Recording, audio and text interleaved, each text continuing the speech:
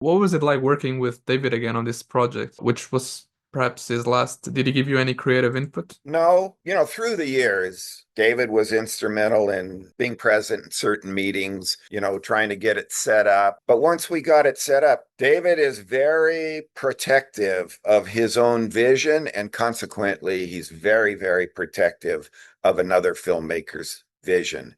He does not want to inject himself into that process at all.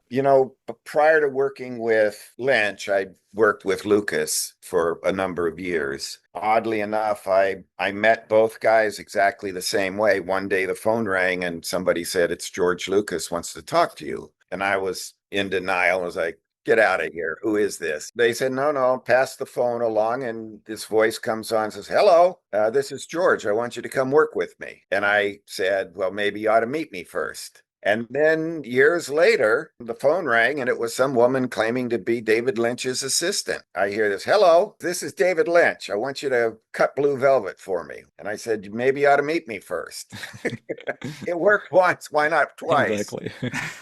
So we met. He was had an office at Raleigh Studios right across the street from Paramount. I flew down to Los Angeles, met him, and we shared a couple of aw shucks and gee whizzes, and pretty much knew right away we're kind of simpatico that way. I had a couple other opportunities of work, and David called and said, "Look, I need an answer now. I'm leaving for North Carolina where he shot the movie." And I just quickly calculated on my hand the choices I had and said, "Who can I learn the most from?" And that answer was very clear. It was David.